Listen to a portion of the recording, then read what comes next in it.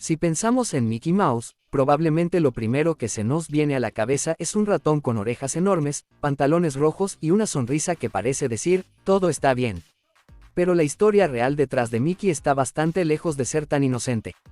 Porque antes de convertirse en uno de los personajes más famosos del planeta, Mickey fue prácticamente un plan de emergencia. Y sí, uno de los personajes más importantes de la historia de la animación nació cuando Walt Disney estaba teniendo uno de esos días en los que la vida básicamente te dice, a ver, campeón, ahora resuelve esto. Para entender cómo nació Mickey tenemos que viajar hasta los años 20, cuando Walt Disney todavía no era el gigante que conocemos actualmente. En esa época era un joven animador intentando hacerse un nombre en una industria que apenas estaba aprendiendo a caminar. Disney había comenzado a trabajar en pequeños proyectos de animación y poco a poco consiguió formar su propio estudio. Pero su gran oportunidad llegó con un personaje que hoy mucha gente ni siquiera recuerda, Oswald, el conejo afortunado. Oswald fue creado por Walt Disney y el animador Ub Iwerks para Universal, y el personaje empezó a tener bastante éxito. El problema era que Walt pensaba que estaba construyendo algo que le pertenecía, pero descubrió una de las reglas más dolorosas del mundo del entretenimiento. Puedes crear al personaje, dibujarlo, animarlo y hasta pasar noches enteras sin dormir por él, pero si el contrato dice que no es tuyo, pues felicidades, acabas de trabajar gratis para otro. Disney perdió los derechos de Oswald y, para empeorar las cosas, algunos de sus propios animadores terminaron marchándose a trabajar en el proyecto. Básicamente, Walt había construido una pequeña empresa alrededor de un conejo y terminó quedándose sin conejo. Imagínate perder a tu personaje estrella y que encima se vaya con parte del equipo.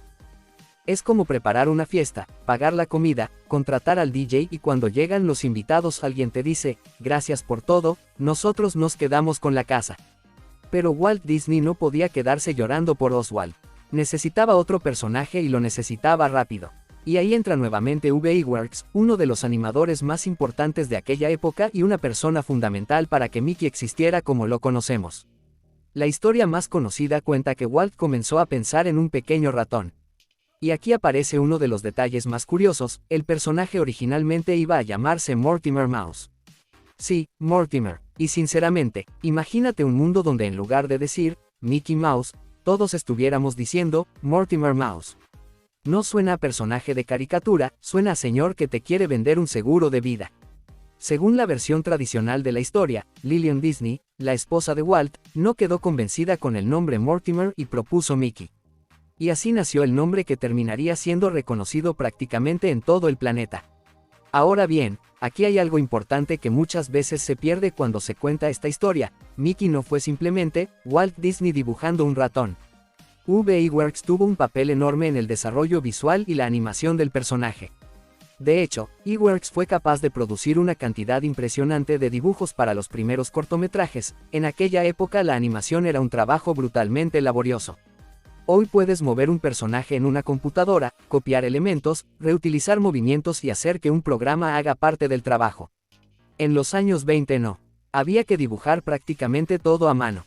Así que mientras nosotros nos desesperamos porque el internet tarda 5 segundos en cargar un video, estos tipos estaban dibujando cientos y cientos de imágenes para conseguir que un ratón pareciera caminar. Y todavía había gente diciendo, podría moverse un poquito más. El primer cortometraje protagonizado por Mickey fue Plain Crazy, realizado en 1928. Después llegó The Galloping Gaucho, pero ninguno de los dos consiguió el impacto que Disney necesitaba. Y entonces apareció el corto que cambiaría la historia, Steamboat Willie. Estrenado en 1928, Steamboat Willie presentó a Mickey en una película con sonido sincronizado, algo que en ese momento resultaba tremendamente novedoso. Y aquí está una de las claves del éxito de Mickey, no fue solamente que el personaje fuera simpático. Apareció justo cuando la animación estaba evolucionando y el sonido estaba convirtiéndose en una herramienta revolucionaria. Mickey podía moverse al ritmo de la música, interactuar con los sonidos y hacer que el público sintiera que el personaje estaba realmente vivo. Y aunque hoy vemos Steamboat Willie y probablemente pensamos, ¿y esto qué tiene de impresionante? Hay que imaginar cómo lo veía una persona en 1928. No existía YouTube, no existía Netflix, no existían pantallas gigantes en cada esquina. La animación con sonido era algo que podía dejar al público bastante sorprendido. Mickey había encontrado su momento. Y lo curioso es que el Mickey original tampoco era exactamente el personaje adorable y políticamente correcto que conocemos hoy.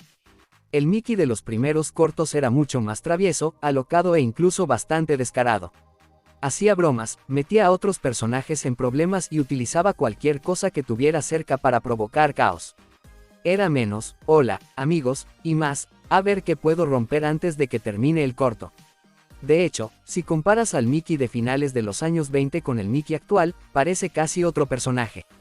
Y esto tiene sentido porque durante las primeras décadas Mickey fue cambiando conforme cambiaba la imagen que Disney quería proyectar. Al principio era un personaje bastante rebelde y después se fue convirtiendo en una figura mucho más amable, limpia y familiar. Básicamente Mickey tuvo su etapa de juventud rebelde y después consiguió trabajo estable, corbata emocional y reputación corporativa. Y el éxito comenzó a crecer rápidamente. Mickey apareció en más cortometrajes, cómics, productos y todo tipo de mercancía. Su imagen empezó a aparecer en juguetes, relojes, ropa y prácticamente cualquier cosa donde pudiera caber una cabeza con dos círculos gigantes. Y aquí comienza algo todavía más importante. Mickey dejó de ser simplemente un personaje de dibujos animados y comenzó a convertirse en una marca. Esto fue fundamental para el crecimiento de Walt Disney Productions. Porque mientras otras compañías hacían personajes populares, Disney entendió algo que cambiaría para siempre el entretenimiento: un personaje no solamente puede aparecer en una pantalla. También puede convertirse en un producto que la gente quiera tener en su casa. Y Mickey tenía una ventaja enorme, era reconocible incluso cuando no decía una palabra. Dos orejas redondas y ya sabías quién era. Es probablemente una de las estrategias de branding más poderosas de la historia. Si mañana alguien dibuja dos círculos negros encima de otro círculo, no necesitas que te diga, Mickey. Tu cerebro ya está haciendo el trabajo. Y aquí aparece otro personaje fundamental de esta historia, Walt Disney. Durante décadas, Mickey estuvo estrechamente relacionado con su creador. Walt incluso prestó su voz al personaje durante muchos años. Esto ayudó a construir una conexión muy particular entre ambos. Para el público, Mickey era prácticamente la representación de Walt Disney. Pero la historia también tiene una parte que suele quedar un poco escondida detrás de esa imagen perfecta. La creación de Mickey fue producto de un equipo y no solamente de una persona. UBI Works fue fundamental. Otros animadores y artistas también contribuyeron al crecimiento del personaje.